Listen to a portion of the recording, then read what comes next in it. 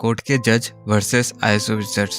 दोस्तों, power, respect, facility, security, ये सब अगर हमें कोई जॉब दे सकता है तो वो सिर्फ आईएएस की जॉब हमें दे सकता है, ऐसा हर स्टूडेंट सोचता है। जजेस को हर समय इग्नोर किया जाता है, पर एक जज बनना आईएएस ऑफिसर्स से तो आसान ही होती है। तो क्या जजेस के पास पावर नहीं होता, फैसिलिटी नहीं होती? इस वीडियो में हम इसीलिए जज और आईएएस ऑफिसर्स को कंपेयर करेंगे ताकि आपको रियलिटी पता चले। आज के कंपैरिजन हम 5 अलग अलग तरीके से करेंगे और सबसे खास बात, हमने पॉइंट सिस्टम रखा है। जो जिस क्राइटेरिया में बेस्ट होगा उसे हम 1 पॉइंट दे दिया करेंगे और अंत में आपको पता ही चल जाएगा कौन ज्यादा पावरफुल है। फर्स्ट दोनों की पावर को कंपेयर करेंगे, उसके बाद हम नॉलेज को कंपेयर करेंगे, उसी तरह इंडिपेंडेंसी, फैसिलिटी और अंत में अर्निंग्स देखेंगे।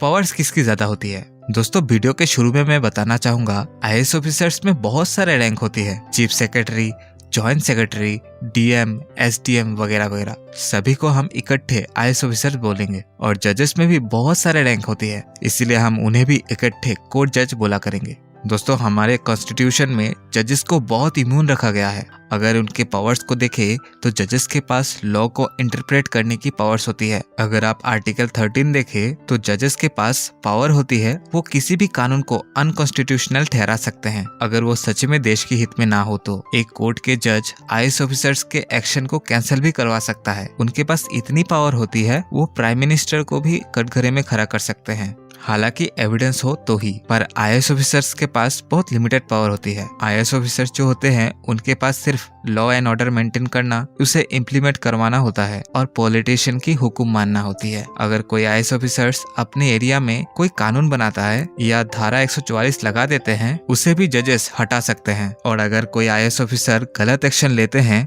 तो जजेस के पास पावर है, उन्हें भी सस्पेंड कर सकते हैं। इसीलिए जजेस को गार्जियंस ऑफ कॉन्स्टिट्यूशन कहा गया है और आईएएस ऑफिसर्स यानी सिविल सर्वेंट को कॉन्स्टिट्यूशन की सर्वेंट कहा जाता है, यानी कानून की नौकर। हाँ, जजेस सिर्फ एविडेंस की आधार पर एक्शन ले सकते हैं, पर आईएएस ऑफिसर्स तुरंत एक्शन ले सकते हैं, पर गलत एक्शन ले ले तो सस्पेंड भी हो सकते हैं। पावर्स में जजेस बेटर होते हैं, इसीलिए उन्हें हम 1 पॉइंट देना चाहेंगे। नेक्स्ट, इंडिपेंडेंसी चेक करते हैं। दोस्तों, आईएएस ऑफिसर्स पॉलिटिशियंस के सर्वेंट होते हैं, इसीलिए वो कभी इंडिपेंडेंट नहीं होते। अगर कोई आईएएस ऑफिसर्स खुद की पावर इस्तेमाल करने लगे तो उनका इजीली ट्रांसफर कर दिया जाता है। इसीलिए तो आईएएस ऑफिसर्स हर समय डरे हुए रहते हैं कहीं उनका ट्रांसफर ना कर दिया जाए, कभी कोई एमपी या एमएलए नाराज ना हो जाए और उनका ट्रांसफर ना कर दे। पॉलिटिशियंस के बात ना माने तो ट्रांसफर, सैल्यूट ना मारे तो ट्रांसफर, गलत काम किया तो जजेस के द्वारा सस्पेंड। आईएएस ऑफिसर्स बहुत दबाव में काम करते हैं, इसीलिए जो स्टूडेंट आईएएस को बहुत पावरफुल मानते हैं, एक बार लॉ की किताब जरूर पढ़ ले।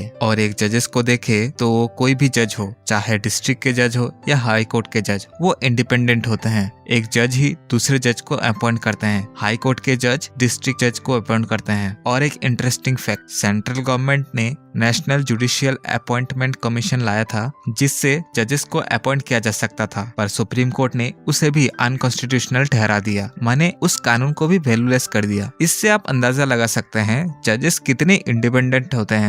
कोई भी पॉलिटिशियन जजेस को ट्रांसफर तो दूर, पार्लियामेंट में उनके खिलाफ बोल भी नहीं सकते। इसीलिए इंडिपेंडेंसी अगर देखे तो जाहिर सी बात है जज ही ज्यादा इंडिपेंडेंट होते हैं। और इसी पॉइंट से आप अंदाजा लगा सकते हैं कौन ज्यादा पावरफुल होते हैं। अब बारी है नॉलेज को कंपेयर करने की।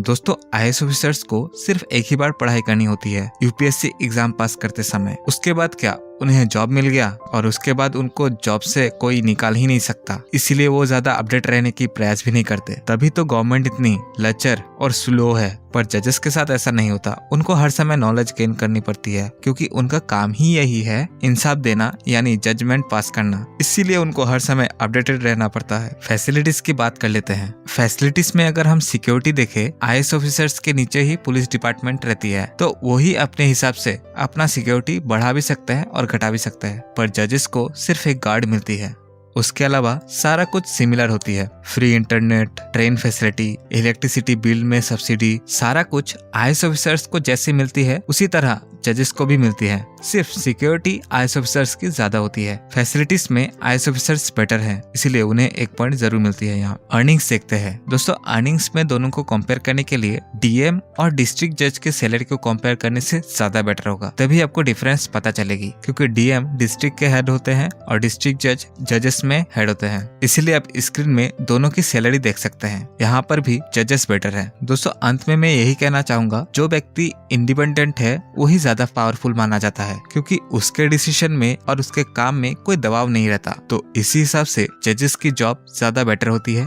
और उनके पास ज्यादा पावर रहती है। दोस्तों अगली वीडियो कौन सी टॉपिक में देखना पसंद करेंगे कमेंट में जरूर बताएं। आपका बहुमूल्य समय देने के लिए धन्यवाद। चैनल को सब्सक्राइब और वीडियो को लाइक करके आप हमारा मनोबल तो बढ़ा ही सकते हैं। धन्यवाद।